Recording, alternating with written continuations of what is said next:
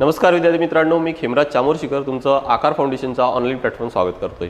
आपण अंकगणिताची सिरीज चालू केलेली आहे आणि जो टॉपिक चालू केला आहे आपण सिम्प्लिफिकेशन म्हणजेच काय तर सरळ रूप देणे। बघा हा टॉपिक जो आहे हा फार इम्पॉर्टंट आहे। डायरेक्ट प्रश्न जरी नाही विचारले तरी पण याचा उपयोग जसं मागच्या व्हिडिओजमध्ये तुम्हाला सांगितले मी की याचा उपयोग तुम्हाला पुढील सगळ्या टॉपिकमध्ये होणार आहे। का? कारण प्रत्येक प्रश्नाचे जर गणिताचा अंकगणिताचा कोणताही जर प्रश्न घेतला तर त्याचे मुख्यतः दोन भाग असतात। एक म्हणजे प्रश्न समजून घेणे आणि त्यानुसार काय तर समीकरण तयार करणे आणि दुसरा भाग म्हणजे तो समीकरण सॉल्व करणे। आणि जो सॉल्व करायचा भाग आहे हा तुम्हाला प्रत्येक प्रश्नामध्ये येणार आहे। समीकरण तर हे प्रश्नानुसार बदलणार आहे पण सॉल्व जो करायचा सोडवण्याचा भाग आहे तो तर प्रत्येक याच्यामध्ये येणार आहे आणि तेच मुख्यतः आपण या सगळ्या टॉपिकमध्ये घेतोय। त्यालाच म्हणतात काय तर सरळ रूप देणे सिम्प्लिफिकेशन। आणि रिलेटेड याच्याच रिलेटेड आपण काही जे प्रिव्हियस इयर क्वेश्चन्स आहेत आयोगाने विचारलेले प्रश्न आहेत ते सुद्धा आपण पुढे घेणार आहोत की नेमकं समीकरण तयार कसं करायचं आणि त्यानंतर ते कसं सोडवायचं आहे। ठीक आहे, तर आता बघा याच्या आधीचे काही जे छोटे छोटे टॉपिक होते ते ऑलरेडी आपण कव्हर केलेले आहेत। पुढे आता त्याच्यामध्येच घेणार आहोत सिम्प्लिफिकेशनमध्येच तो आहे काय तर बॉडमास किंवा यालाच वी बॉडमास म्हटलं जातं। ठीक आहे, मराठीमध्ये वर्ड काय आहे तर त्याला रे कंचे भागू बेव म्हटलं जातं। रे कंचे भागू बेव म्हणजेच काय हे कशासाठी यूज केलं जातं बऱ्यापैकी आपल्याला तुम्हाला आठवत असेल की शाळेमध्ये झालेलं आहे। कशासाठी यूज केलं जातं की एकाच समीकरणामध्ये एकाच इक्वेशनमध्ये जर दोन किंवा दोनपेक्षा जास्त जर ऑपरेशन्स असतील म्हणजेच एखाद्या गणितामध्ये बेरीज पण आहे आणि गुणाकार पण आहे भागाकार पण आहे तर मग अशा वेळेस नेमका आधी काय करायचं आहे। ठीक आहे, त्यासाठी काय तर हा रूल यूज केला जातो। काय आहे रूल तर त्याच्यामध्ये बघा की जसं या नावामध्ये लक्षात येते की वी म्हणजे काय तर विनॅक्युलम आहे। विनॅक्युलम म्हणजे बेसिकली काय तर बार ब्रॅकेट आहे म्हणजे त्या संख्यांवर काय असतं तर बार दिलेला असतो। त्यानंतर आहे ब्रॅकेट म्हणजेच त्यानंतर सगळ्यात आधी आपल्याला काय सॉल्व करायचं तर ब्रॅकेट म्हणजेच कंस सॉल्व करायचे। मराठीमध्ये काय तर त्यालाच वर्ड आहे कंस। ठीक आहे, कंसामध्ये पण लक्षात ठेवा की जो सगळ्यात आतमध्ये कंस आहे तो आधी सॉल्व करायचा आहे आणि त्यानंतर मग बाहेर निघायचे। नेक्स्ट ब्रॅकेट ऑफ त्यानंतर आहे काय तर डिव्हिजन। डिव्हिजन म्हणजेच काय तर भागाकार, मल्टिप्लिकेशन, ॲडिशन अँड सबस्ट्रॅक्शन म्हणजेच भागाकार गुणाकार बेरीज आणि वजाबाकी। मला वाटतं की हे तुम्हाला जास्त तेव्हा समजेल ज्यावेळेस आपण याच्याशी रिलेटेड काही प्रश्न घेणार आहोत। तर बघा पुढचे काही प्रश्न आहेत त्याच्याशी रिलेटेड। पहिला जो कॉन्सेप्ट होता तुम्हाला सांगितलं होतं की विनॅक्युलम म्हणजेच काय तर बघा या प्रश्नामध्ये जर -5 + 2 असं जर असतं तर याचं उत्तर काय आलं असतं। ऑलरेडी आपण बेसिक घेतलेलं आहे त्यानुसार तुम्हाला कदाचित आठवत असेल सिम्बॉल जर वेगळा असेल तर फरक काढायचा आहे। तर 5 आणि 2 यामधला फरक आहे किती 3 आणि मोठ्या संख्येचा चिन्ह देतोय त्यामुळे आन्सर किती येणार -3। पण आता आहे काय खरं तर याच्यामध्ये ॲक्च्युली 5 + 2 याच्यावर ब्रॅकेट आहे ना त्यामुळे आधी काय करायचं तरी हा ब्रॅकेट सॉल्व करू। हा जो बार ब्रॅकेट आहे तो आधी सॉल्व करून घ्यायचा म्हणजे 5 + 2 किती येणार तर 7 आणि हे मायनस साईन राहिलं तर आन्सर काय येईल। ॲक्च्युली हा जो पहिला प्रश्न दिलेला आहे त्याचा उत्तर काय येणार तर -7 येणार आहे -3 येणार नाही। ठीक आहे, तर हा फरक लक्षात आला असेल तुमच्या की जर विनॅक्युलम किंवा बार ब्रॅकेट आहे किंवा नाही आहे त्यावेळेस नेमकं काय करायचं आहे ते। ठीक आहे, रेअरली एखादी प्रश्न यावर विचारू शकतात, बाकीचे तुम्हाला पुढचे कॉन्सेप्ट समजण्यासाठी इम्पॉर्टंट आहेत। तर बघा पुढे जो आहे तो ॲक्च्युली याच्यामध्ये आता आपल्याला दिसत आहे की या दुसऱ्या प्रश्नामध्ये दोन ऑपरेशन्स आहेत गुणाकार पण आहे आणि बेरीज पण आहे। तर आपल्याला माहिती आहे ना की बॉडमासनुसार बॉडमासनुसार आपल्याला आधी काय करायचं तर गुणाकार आणि बेरीज आहे तर मल्टिप्लिकेशन आधी करायचं त्याच्यानंतर मग ॲडिशन करायचं आहे। ठीक आहे, गुणाकार आधी त्यानंतर बेरीज आहे ती नंतर करायची त्यामुळे आधी गुणाकार करून घेऊ तर काय येणार 12 गुणाकारामध्ये 4 12 × 48 आणि त्यानंतर नेक्स्ट स्टेपमध्ये आपण लिहिणार काय की 48 आणि 5 किती येणार आन्सर तर याचं 53 उत्तर येणार आहे। 48 + 5 किती येणार 53 म्हणजे या दुसऱ्या प्रश्नाचं उत्तर किती येणार तर 53। ठीक आहे, आधी बेरीज करू नका, आधी काय करायचे आपल्याला बॉडमासनुसार आधी गुणाकार करायचे आणि त्याच्यानंतरच मग बेरीज करायची आहे। ठीक आहे, त्यानंतर नेक्स्ट पुढचा प्रश्न बघा। आता यामध्ये काय दिले -7 इथं ज्या ठिकाणी काही सिम्बॉल आहे त्या ठिकाणी लक्षात ठेवा की इथं गुणाकाराचा सिम्बॉल असतो। तर ब्रॅकेट दिले आधी ब्रॅकेट सॉल्व करून घ्यायचं। ब्रॅकेटच्या आतमध्ये पण काय तर 3-4 आपल्याला ऑपरेशन दिसत आहेत तर मग आधी ते ऑपरेशन्स करून घेऊ आपण। ठीक आहे, बाकीचं जसं आहे ना तसंच लिहू म्हणजे आपल्याला समजायला सोपं जाईल। ठीक आहे, नेक्स्ट बघा आता या ब्रॅकेटमध्ये सगळ्यात आधी आपण काय करणार की बॉडमासनुसार आधी डिव्हिजन येतं त्यामुळे आपण हा जो भागाकार आहे डिव्हिजन आहे तो आधी करू। तर बाकी सगळं तसंच लिहितोय मी +6 × 3 त्यानंतर 16 भागाकारामध्ये 6 किती येणार तर 3। ठीक आहे, प्लस किती येणार तर इथं 3 येणार। नेक्स्ट आता पुढच्या स्टेपमध्ये काय येणार परत ब्रॅकेट अजूनमध्ये सॉल्व व्हायचं आहे पूर्णपणे। आता काय करावं लागेल आपल्याला बेरीज आहे गुणाकार आहे बेरीज आहे तर सगळ्यात आधी आपल्याला गुणाकार करावा लागेल त्याच्यानंतर बेरीज। तर आधी आपण गुणाकार करून घेऊ -6 sin 3 18 + 3। ठीक आहे, नेक्स्ट आता ब्रॅकेटमध्ये बघा सगळं बेरीज आहे त्यामुळे आपल्याला लगेच सॉल्व करता येईल। ठीक आहे. 18 आणि 3 किती होतात तर हे 21 आणि 21 आणि इथं -9 आहे तर -9 प्लस 21 किती होणार तर हे 12. ठीक आहे. सिम्बॉल वेगळे असल्यामुळे फरक काढून 9 आणि 21 मधला फरक किती तर 12 आणि मोठ्या संख्येचा चिन्ह म्हणजे 21चा चिन्ह प्लस आहे त्यामुळे आपण इथे देऊ प्लस. ठीक आहे. आता काय आहे तर बघा -7 इंटू ब्रॅकेटच्या बाहेर आहे ना हे त्यामुळे काहीतरी इथं आहे काय तर इंटू प्लस 12. ठीक आहे. 12 साठी किती होणार तर हे 84 आणि प्लस मायनसचा गुणाकार काय होतो तर मायनस. त्यामुळे या जो तिसरा प्रश्न आहे त्याचं उत्तर ऍक्च्युली किती येणार तर 84 येणार आहे. ठीक आहे. आय होप की तुम्हाला हे जो बॉडमाचा जो रूल आहे ना तो बऱ्यापैकी क्लिअर असेल. ठीक आहे. परत एक आपण प्रश्न घेणार आहोत. त्याच्यामध्ये बघा ब्रॅकेटच्या आतमध्ये ब्रॅकेट आहे. हा कर्ली ब्रॅकेट एक आहे. ठीक आहे. आणि त्याच्यानंतर मग हा ब्रॅकेट आहे. तर आधी सगळ्यात आतमधला ब्रॅकेट आधी सॉल्व्ह करून घेऊ. काय येणार तर बघा बाकी सगळं तसंच लिहू 62 मायनस बाकी सगळं तसंच लिहून काढतोय मी डिवाइड. ठीक आहे. आता या ब्रॅकेटच्या आतमध्ये आधी काय करावं लागेल आपल्याला गुणाकार आणि वजाबाकी आहे ना तर आधी गुणाकार करू. दोन्ही पण गुणाकार वेगवेगळे आहेत. एक गुणाकार इकडे एक इकडे आहे त्यामुळे सोबत केलं तरी पण चालेल. पण जर सोबत असतं म्हणजे हा जर मायनस साईन इथं नसता तर अशा वेळेस ते शक्य झालं नसतं. आपल्याला एकक करावं लागलं असतं. तर बघा 3 त्रिक 9 मायनस 2 दुने किती येणार तर हे 4. ठीक आहे.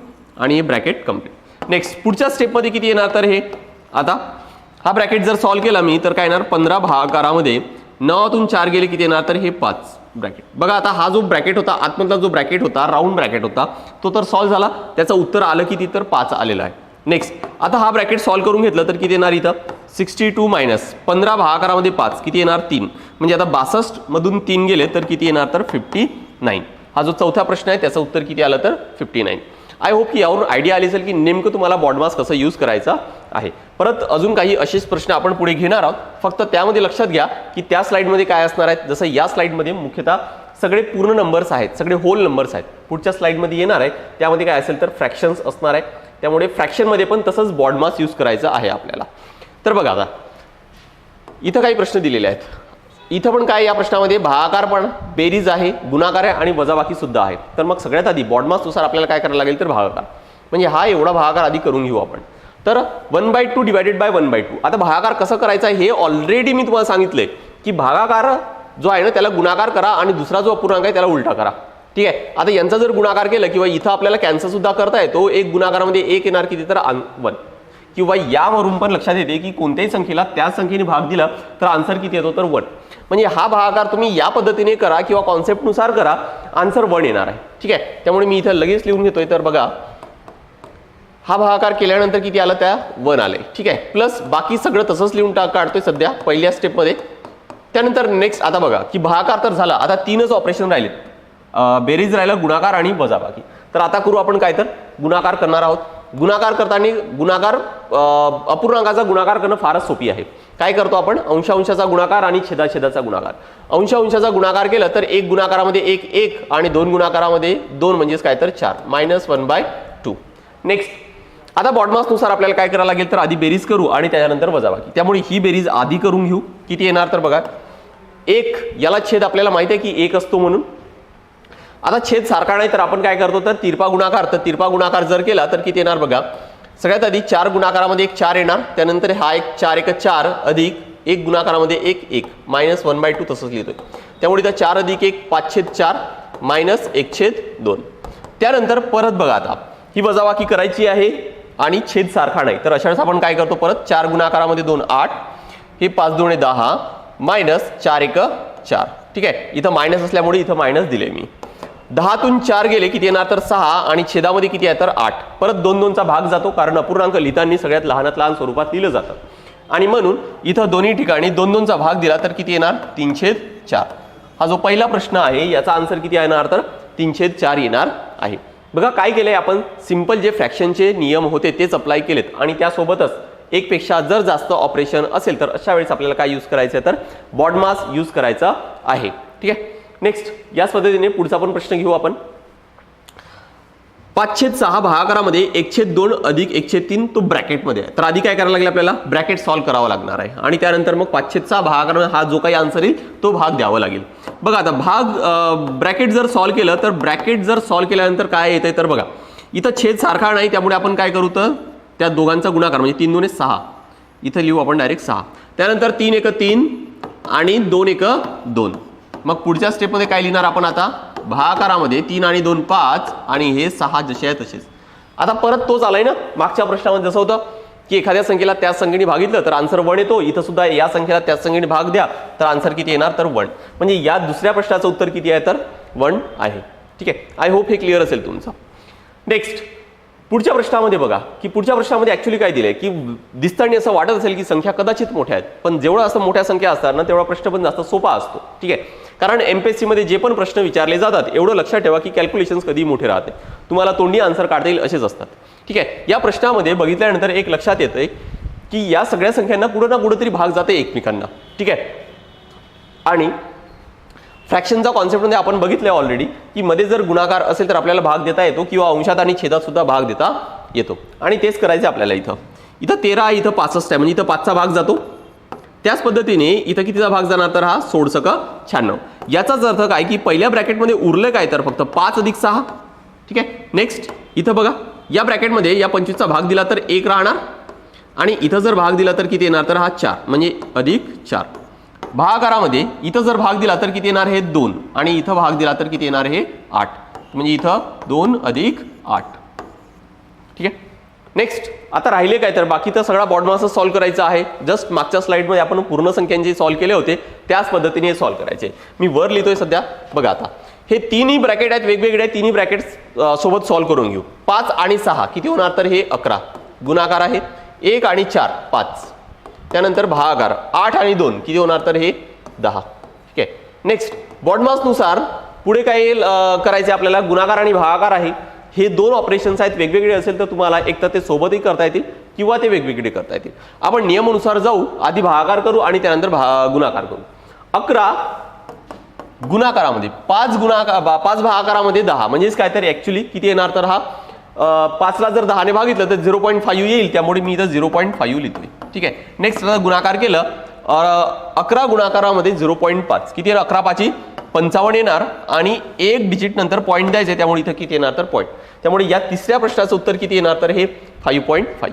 आय होप की हे तुमचं क्लिअर असणार आहे. ठीक आहे. त्यामुळे बॉडमाचा यूज तुम्हाला होल नंबरचे ऑपरेशन असू द्या किंवा मग फ्रॅक्शनचे आन्सर्स असू द्या त्या दोघांमध्ये पण कामात येणार आहे. ठीक आहे. नेक्स्ट पुढे बघा. आता पुढे सगळ्यात इम्पॉर्टंट टॉपिक आहे तो म्हणजेच काय तर इक्वेशन्स नेमके तयार झाल्यानंतर कसे सॉल्व्ह करायचे आहेत. इक्वेशनमध्ये बऱ्याचदा एक व्हेरिएबल असतो किंवा 2 व्हेरिएबल्स असतात.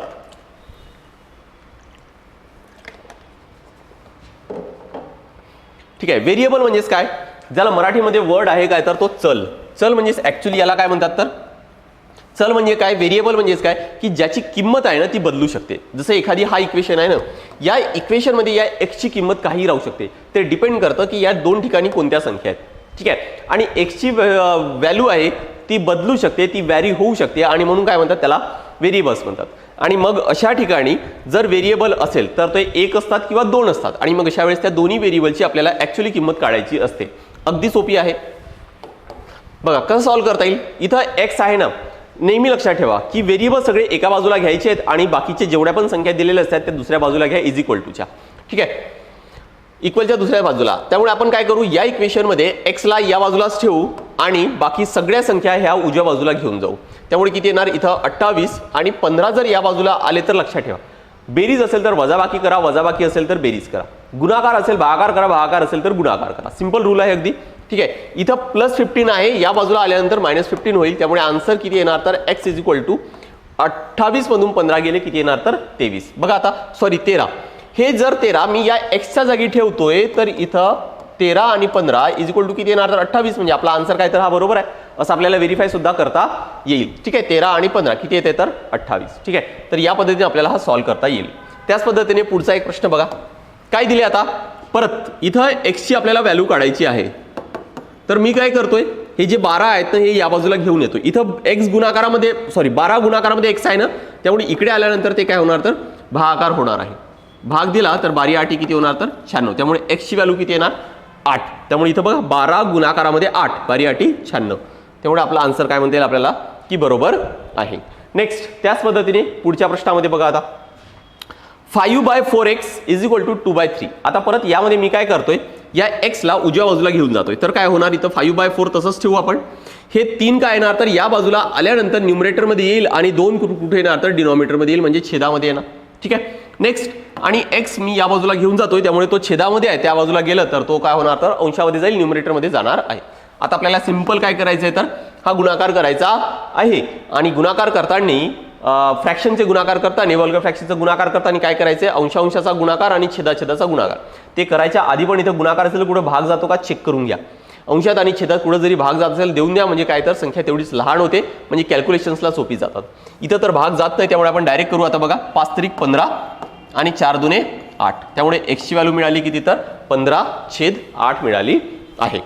ठीक आहे. नेक्स्ट यानंतरचा पुढचा जो प्रश्न आहे तो काय आहे, -5 × 2x + 14 आणि इकडे किती आहे, तर 3 × x - 2.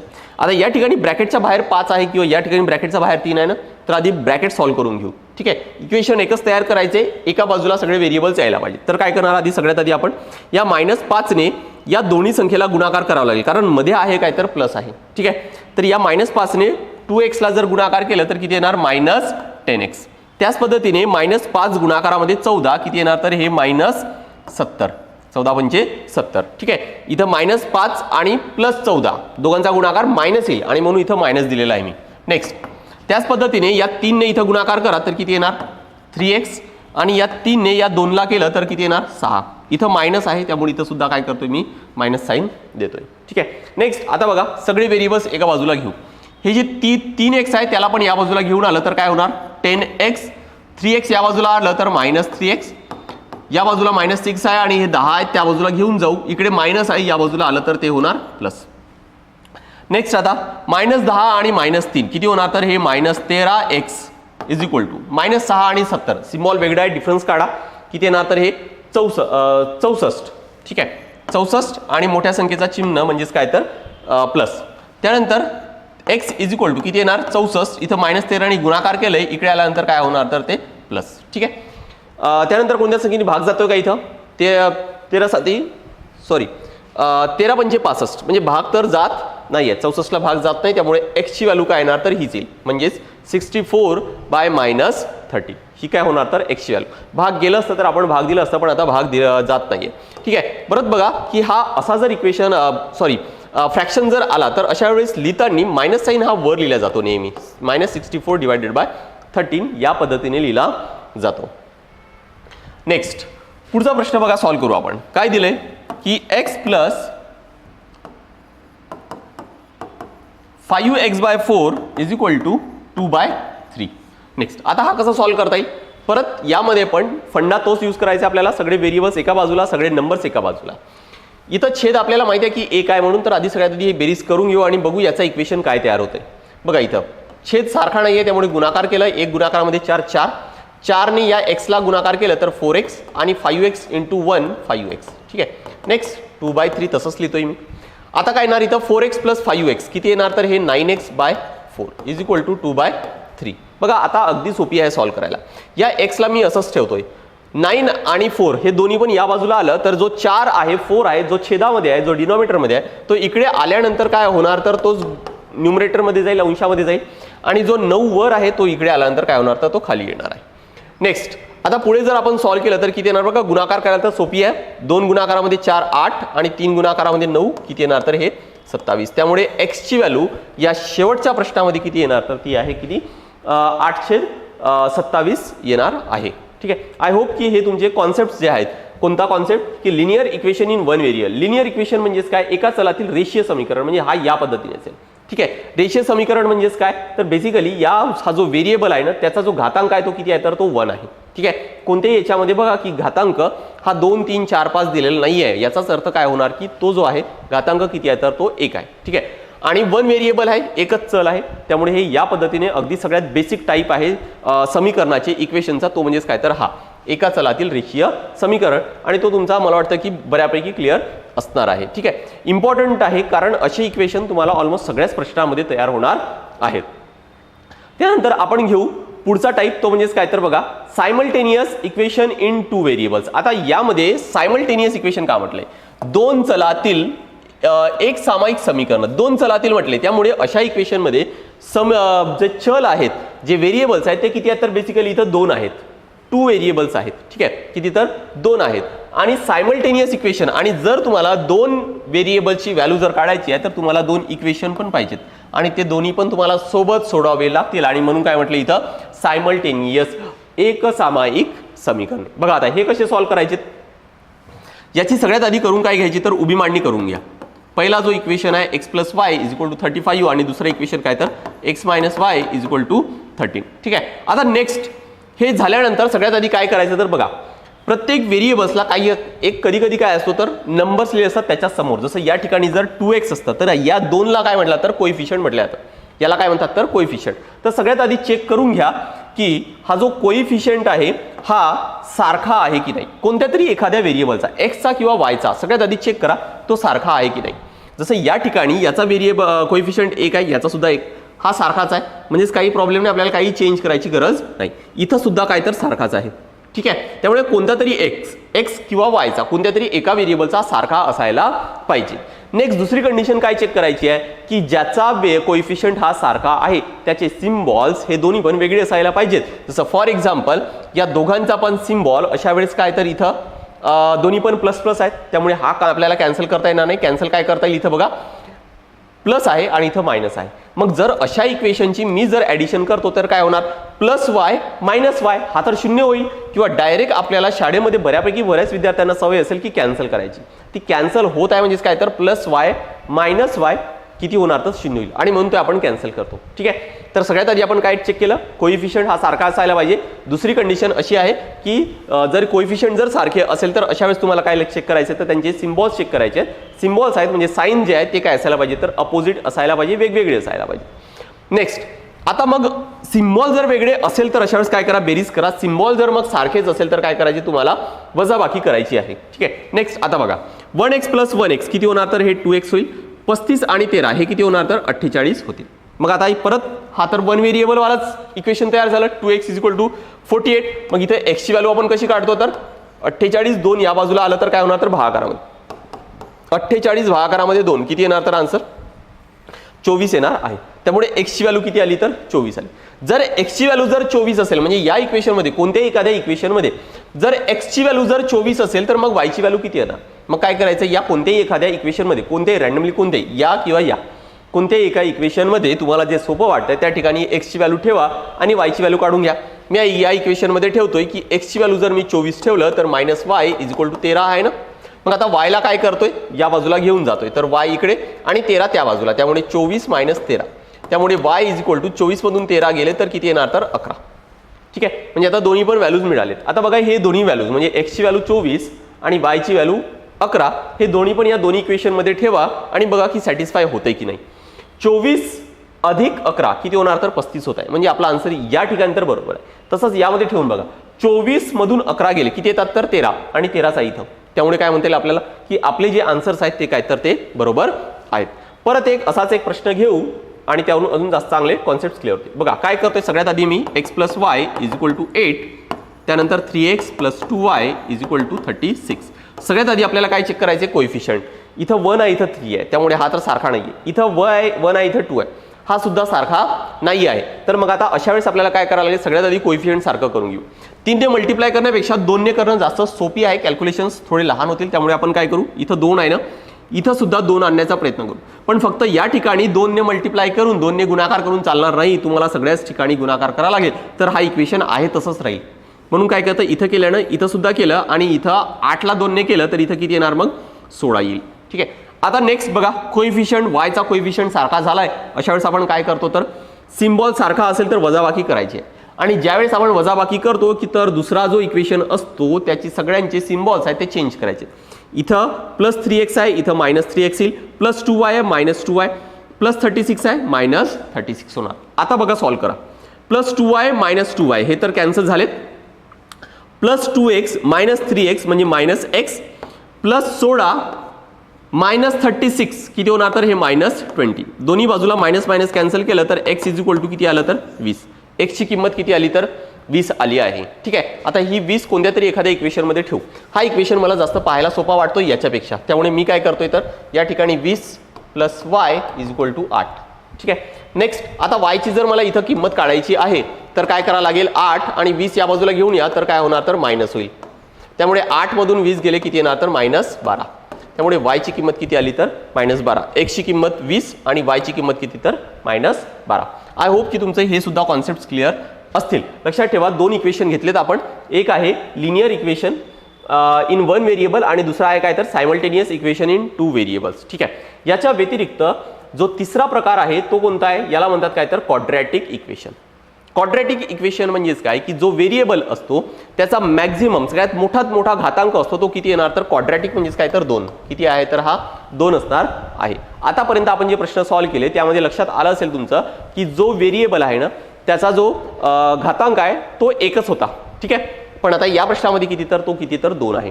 तर बघा आता हा इक्वेशन कोणत्या फॉर्ममध्ये लिहिला जातो, तर हा या फॉर्ममध्ये fx = ax² + bx + c. ठीक आहे. या ठिकाणी a b c हे ॲक्च्युली काय, तर हे नंबर्स आहेत.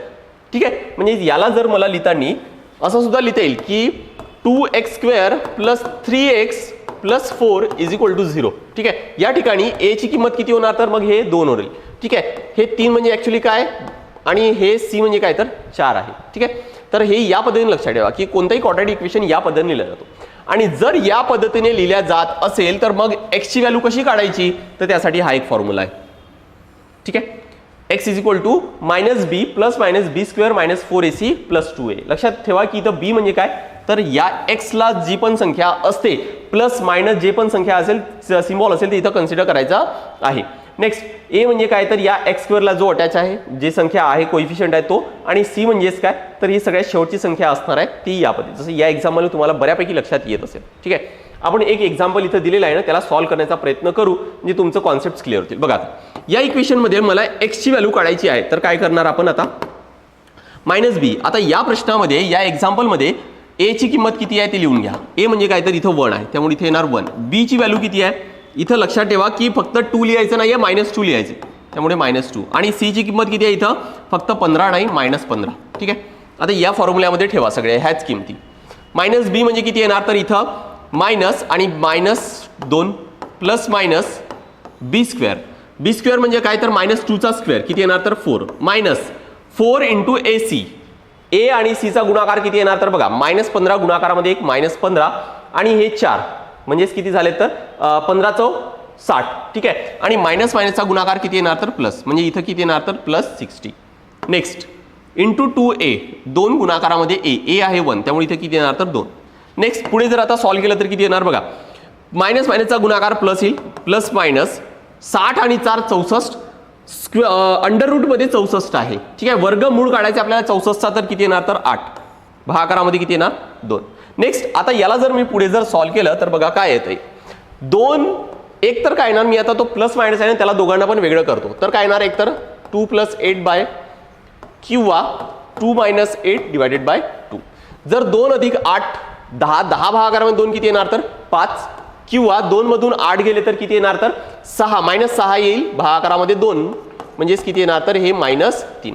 म्हणजे एक तर x ची व्हॅल्यू किती येणार, +5 येईल किंवा x ची व्हॅल्यू किती येणार, तर -3 येईल. ठीक आहे. तर या फॉर्म्युल्याने तुम्हाला काय करता येईल, तर x ची व्हॅल्यू काढता येईल जर क्वाड्रॅटिक इक्वेशन दिलं असेल तर. ठीक आहे. किती आले आपला आन्सर लक्षात ठेवा, 5 आणि -3. याचीच दुसरी अजून एक मेथड सांगतो ज्याला आपण फॅक्टर मेथड म्हणू आपण. ठीक आहे. बघा आता या ठिकाणी कोइफिशियंट किती आहे, तर 1 आहे. तर अशा वेळेस काय करायचं, a आणि c चा गुणाकार करून घ्यायचा. a आणि c चा गुणाकार किती येणार बघा, इथं a आहे किती, तर 1 आणि c किती आहे, तर -15. याचा गुणाकार केलं तर किती येणार, तो -15 येईल. ठीक आहे. या -15चे असे फॅक्टर्स काढा, असे अवयव काढा की ज्याची बेरीज किती यायला पाहिजे, या ठिकाणी जो आहे ना संख्या ती यायला पाहिजे. किती आहे, तर इथं b ची व्हॅल्यू किती आहे, तर -2. तर असे फॅक्टर्स काढा की ज्यांची बेरीज किती यायला पाहिजे, -2. इथं आपल्याला माहित आहे की 15चे फॅक्टर्स कोणते आहेत, तर 3 आणि 5. ठीक आहे. या ठिकाणी मायनस आहे ना त्यामुळे मी मोठ्या चिन्हाला मायनस देतोय. बघा आता या दोघांचा गुणाकार किती येणार, -15.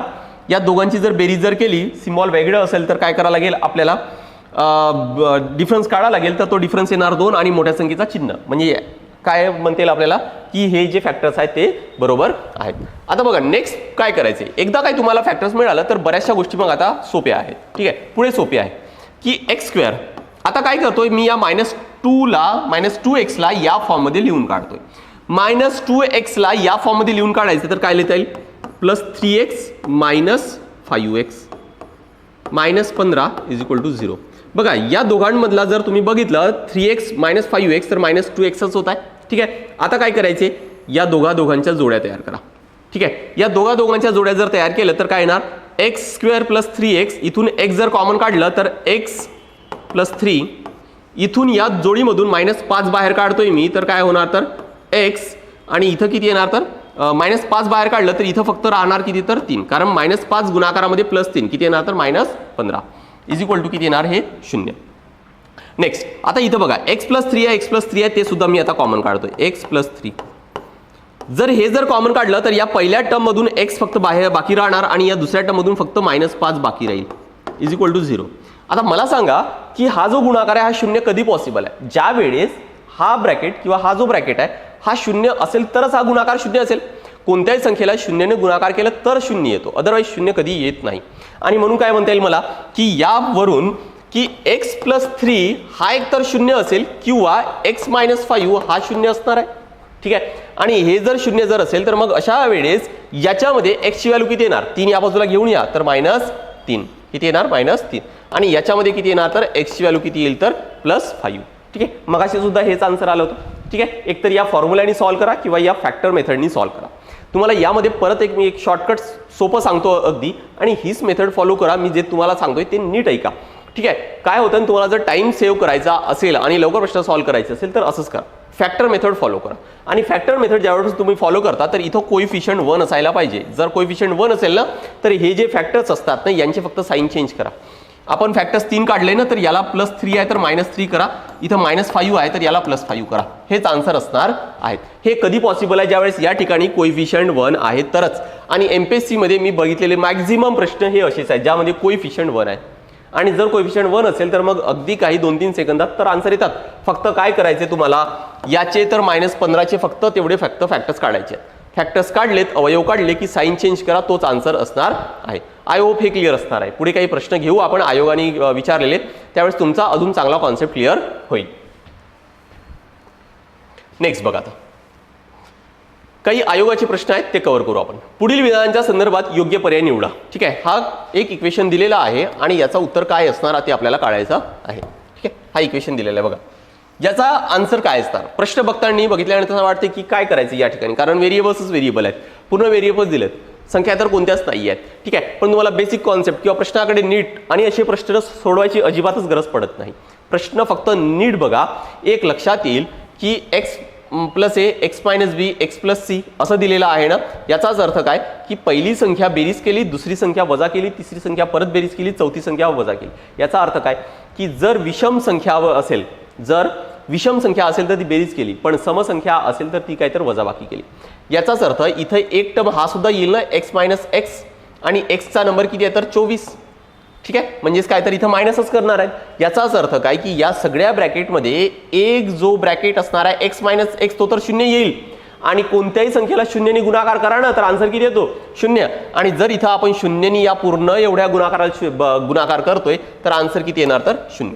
बघा, मी तुम्हाला तेच म्हटलं होतं की प्रश्न पाहायला थोडा कन्फ्युजिंग वाटत असेल पण सॉल्व्ह करायची सुद्धा गरज पडत नाही. आणि असे प्रश्न अजिबात सोडू नका. ठीक आहे, नेक्स्ट पुढचे प्रश्न घेऊ आपण. बघा काय विचारलंय आयोगाने. एसओ मीन 2021चा प्रश्न आहे की मेघाने एका स्पर्धा परीक्षेत 100 प्रश्न सोडविले. ठीक आहे, बरोबर उत्तरासाठी 3 गुण दिले जातात आणि चुकीच्या उत्तरासाठी 2 गुण दिले जातात. ठीक आहे, मेघाला एकूण 150 गुण मिळाले तर तिच्या बरोबर उत्तरांची संख्या किती आहे ते आपल्याला काढायचे. आता या प्रश्नामध्ये ना असे जे प्रश्न आहेत हे कसं सॉल्व्ह करता येतात? एक तर तुम्हाला ऑप्शनवरून पण जाऊन सॉल्व्ह करता येईल. म्हणजेच काय की 100 प्रश्न आहेत ना, जर मी कन्सिडर करतोय की आपल्याला बरोबर उत्तरांची संख्या विचारले की सपोज 50 प्रश्न जर बरोबर असतील तर 50 चुकणार आहेत. ठीक आहे, 50 जर बरोबर असतील तर 50 काय होतील तर चुकतील. बरं, जर 50 जर बरोबर असेल तर तिला 150 गुण मिळतील का? तर 50 जर गुण प्रश्न जर बरोबर असेल तर 50 प्रश्नांची बरोबर उत्तरासाठी 3 गुण दिले जातात. त्यामुळे 50 साठी किती मिळणार तर 50 गुणाकारामध्ये 3 म्हणजे 150 मिळालेत गुण. पण त्याच्यापैकी 50 तर चुकलेत ना, आणि त्यासाठी काय केले जातं तर 2 गुण वजा केले जातात. त्यामुळे 50 दुने 100 गुण काय केले जातील तर वजा केले जातील. म्हणजे त्या मेघाला किती मिळणार तर 150 मधून 100 वजा केलेत तर फक्त 50च गुण मिळेल. पण मिळत किती आहे तर एकूण पण 150 गुण मिळत आहेत. ठीक आहे. तर आता या पद्धतीने तुम्हाला दुसरा, तिसरा, चौथा असा सुद्धा ऑप्शन ट्राय करता येईल. ठीक आहे. पण मी तुम्हाला या मेथडनी तर प्रयत्न कराच, तुम्हाला जे पण मेथड योग्य वाटत आहे किंवा परीक्षेच्या वेळेस जे तुम्हाला वाटते की लवकर तुम्हाला उत्तर देईल ती मेथड फॉलो करा. मी तुम्हाला समीकरण तयार करून कसं सॉल्व्ह करायचं आहे ना ते सांगतोय. बघा आता या प्रश्नामध्ये आपण काय करणार आहोत की सपोज जे बरोबर प्रश्न आहेत ना, मेघाने टोटल किती सॉल्व्ह केले तर 100, तर मी बरोबर प्रश्नाला आर कन्सिडर करतो, राईट क्वेश्चन्स, आणि जे चुकीचे प्रश्न आहेत त्याला काय कन्सिडर करतो तर मी डब्ल्यू म्हणजे जे चुकीचे आहेत, रॉंग क्वेश्चन्स आहेत. आणि हे दोन्ही पण जर किती असणार राईट प्लस रॉंग हे टोटल प्रश्न असतील म्हणजे 100 प्रश्न असणार आहेत. ठीक आहे. कारण मेघाने काय केले तर 100 प्रश्न सोडवले, त्यामुळे राईट प्लस रॉंग किती होणार तर 100. आता तिला मिळालेत किती तर मिळाले किती आहेत तर 150 गुण मिळाले आहेत. ठीक आहे. 150 गुण मिळालेत. पण ते गुण कसे मिळतील की जेवढे बरोबर असतील ना त्यासाठी तिला 3 गुण मिळालेत, म्हणजेच एका प्रश्नासाठी 3, तर आर जर बरोबर असेल तर किती मिळाले तर 3R. ठीक आहे. त्याच पद्धतीने चुकीच्या उत्तरासाठी 2 गुण वजा केले जातात, त्यामुळे 2 × W हे काय करावं लागेल तर वजा करावं लागेल. बघा आता 2 इक्वेशन मिळालेत ना, हा पहिला इक्वेशन आणि हा दुसरा इक्वेशन. आता हे 2 इक्वेशन मिळालेत आणि यामध्ये 2 व्हेरिएबल्स आहेत, आर आणि डब्ल्यू व्हेरिएबल्स आहेत. त्या दोघांनाचे आपल्याला जर व्हॅल्यू जर काढली तर आपल्याला लगेच आन्सर मिळेल.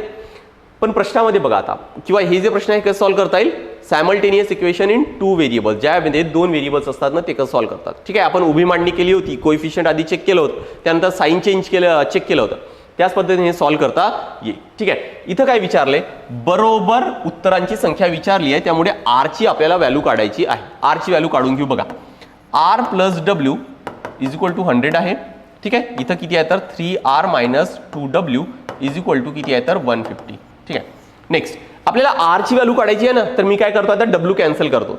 पण डब्ल्यू कॅन्सल करण्यासाठी इथं कोएफिशियंट सगळ्यात आधी आपण चेक करतो. इथं 2 आहे, इथं सुद्धा 2 करतो, तर इथं सुद्धा 2 ने मल्टिप्लाय करावं लागेल आणि इथं सुद्धा 2 ने मल्टिप्लाय करावं लागेल. ठीक आहे. आता बघा साइन वेगवेगळ्या आहे, त्यामुळे इथं आपण प्लस केलं होतं. 2W - 2W cancel, 2R + 3R 5R, इथं 200 अधिक 150 किती होणार तर हे 350. त्यामुळे R इज इक्वल टू किती येणार 350 भागाकारामध्ये 5, कितीचा भाग जाईल तर इथं 7 5 35 आणि एक काय होणार तर 0. त्यामुळे बरोबर प्रश्न किती येणार तर हे 70 बरोबर येणार आहेत. आणि म्हणून याचा आन्सर काय येणार तर हा जो तिसरा पर्याय आहे ना तो बरोबर आहे. का? कारण आर ची व्हॅल्यू किती आली तर 70 आलेली आहे. बघा. ठीक आहे. तर या पद्धतीने तुम्हाला इक्वेशन तयार करून सॉल्व्ह करता येईल किंवा मग एक एक ऑप्शन्स ट्राय करावे लागतील, एक एक ऑप्शन्स एलिमिनेट करावे लागतील. मला वाटतं जर तुम्ही यामध्ये याची जर स्पीड जर वाढवलं तर तुम्हाला हे जास्त योग्य होईल. कारण ऑप्शन्स किती ट्राय करायचे, जर चौथाच ऑप्शन जर बरोबर असेल तर मग चौथ्यापर्यंत जायला आपल्याला तेवढं सगळे ऑप्शन्स ट्राय करावे लागतील. ठीक आहे. नेक्स्ट पुढचा प्रश्न आपण सॉल्व्ह करू. बघा सर्व विद्यार्थ्यांच्या गटात 3/5 काय तर मुली आहेत. ठीक आहे. आणि यातील 1/3 मुलींनी इंग्रजीमध्ये 75% वर गुण मिळवले. ठीक आहे.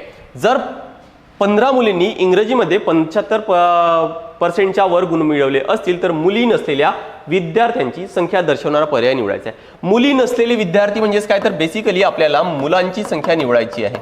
कोणाची काढायची आहे तर मुलांची संख्या काढायची आहे. ठीक आहे. बघा आता काय दिले, सर्व विद्यार्थ्यांच्या गटात 3/5 मुली आहेत. आता या ठिकाणी आपल्याला सर्व विद्यार्थी किती आहेत ते तर दिलेलं नाहीये ना.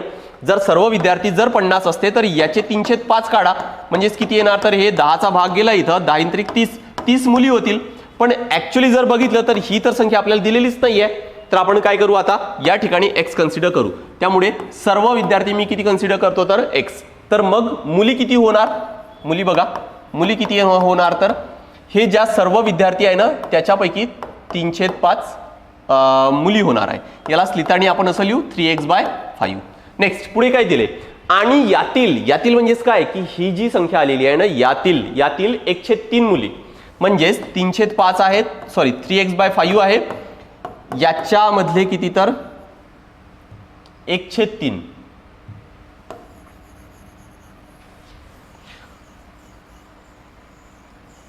यामधले 1/3 म्हणजेच हे जे आलेले आहे ना 3x/5 यामधले 1/3 एवढ्या मुलींनी काय केले तर 75% पेक्षा जास्त गुण मिळवले आहेत. आणि ते किती आहेत ऍक्च्युअली बघा, जर 15 मुलींनी इंग्रजीमध्ये 75च्या वर म्हणजे ही जी काही संख्या असेल ही किती असणार तर 15 असणार आहे. बस याला इज इक्वल टू करू आपण आणि काय करू तर 15. आता इक्वेशन मिळालं ना, या इक्वेशनवरून मला सरळ सरळ एक्सची व्हॅल्यू काढता येईल आणि एक्सची जर व्हॅल्यू जर काढलं मी तर मला मुली आणि मुलांची दोघांची पण संख्या काढता येईल. ठीक आहे, काढून घेऊ. बघा इथं किती येणार, 3 आणि 3 कॅन्सल केलं तर एक्सची व्हॅल्यू किती येणार, या 5 ने 15 ला गुणाकार करा तर 15 5 किती येणार तर 75. 15 5 किती झालेत तर 75. म्हणजे टोटल सर्व विद्यार्थी किती आलेत तर ते 75 आलेत. तर मग मुलींची संख्या किती आहेत, या ठिकाणी मी जर ठेवलं तर 75 ची संख्या एक्सच्या जागी 75 ठेवलं तर भाग जाईल. ठीक आहे, तर इथं भाग दिला तर 15 5 75. ठीक आहे, त्यानंतर 15 त्रिक काय होणार तर हे 45 होतील. म्हणजे मुलींची संख्या किती आली तर ही 45 आली. बघा एकूण किती आले होते 75.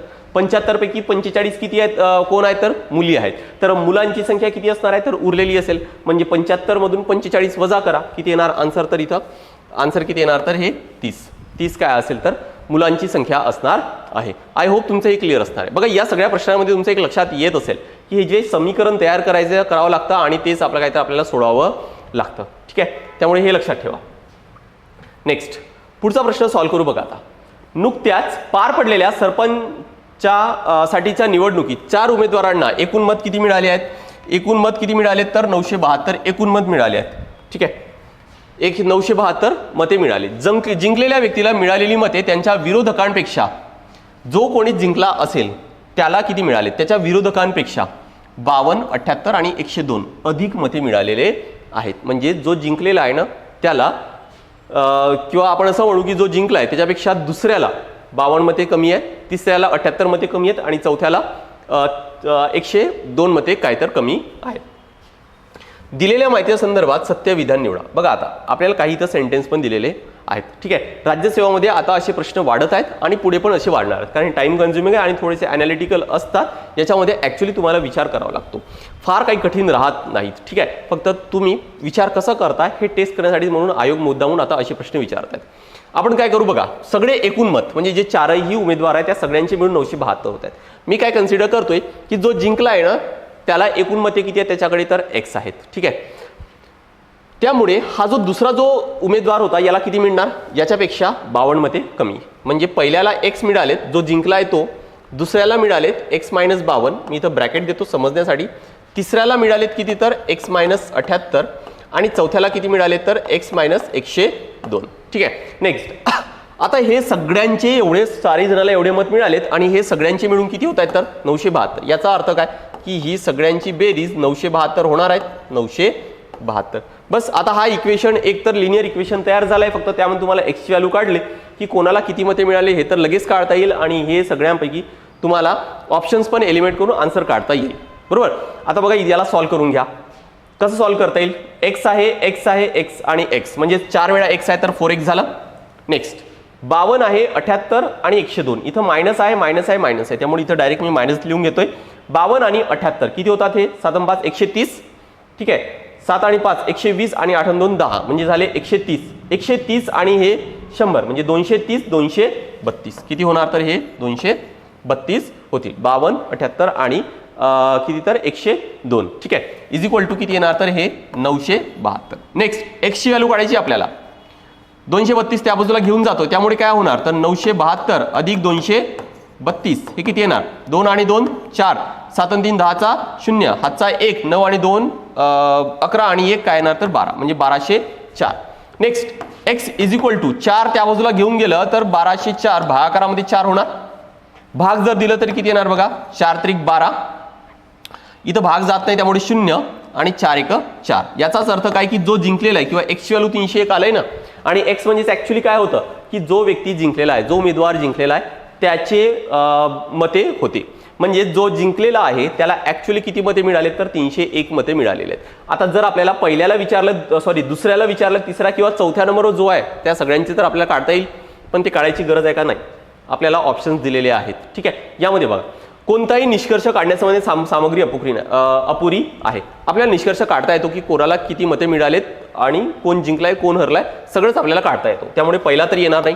जिंकलेल्या उमेदवाराला सगळे मिळून 132 मते जादा मिळाली. सगळे मिळून 132 मिळाली का, अरे सगळे मिळून हे एवढे मते जास्त मिळाली आहेत सगळ्यांपेक्षा, त्यामुळे दुसरा पण शक्य नाही. एका उमेदवाराला 200 मते मिळाली. आता एका उमेदवाराला 200 मते मिळाली की नाही म्हणजेच काय, तर आपल्याला काय करायला लागेल, या 301 मधून 52 वजा करा तर 200 येत नाही, 301 मधून 78 वजा करा तरी पण 200 येत नाही, 301 मधून 102 वजा करा तरी पण 200 येत नाही, म्हणजे 200 मते कोणालाच मिळालेली नाहीत. ठीक आहे. नेक्स्ट काय, जिंकलेल्या उमेदवाराला 301 मते मिळालीत, हो तो तर आन्सरच काढलाय आपण, त्यामुळे आन्सर काय येणार याचा, तर चौथा पर्याय आहे तो काय असेल तर योग्य असणार आहे. बघा प्रश्न सोपी होता, फार काही कठीण नव्हता, फक्त तुम्हाला समीकरण तयार करता आलं पाहिजे. समीकरण आपल्याला बाकी टॉपिक मध्ये पण तयार करावे लागतील, फक्त ते त्या टॉपिकचा जो पण कॉन्सेप्ट असणार आहे त्यानुसार ते समीकरण तयार होईल. ठीक आहे. आय होप तुम्हाला आजचा जो टॉपिक आहे हा समजला असेल, चांगला क्लिअर झालेला असेल. फक्त गरज परत सांगतोय की गणित असू द्या, अंकगणित असू द्या किंवा बुद्धिमत्ता, प्रॅक्टिस शिवाय तुम्हाला पर्याय नाहीये. त्यामुळे जमेल तेवढं प्रॅक्टिस करा, भरपूर प्रॅक्टिस करा, रोज प्रश्न सॉल्व्ह करा, तरच तुमची स्पीड वाढणार आहे. तर आज आपण इथंच थांबूया. Thank you very much.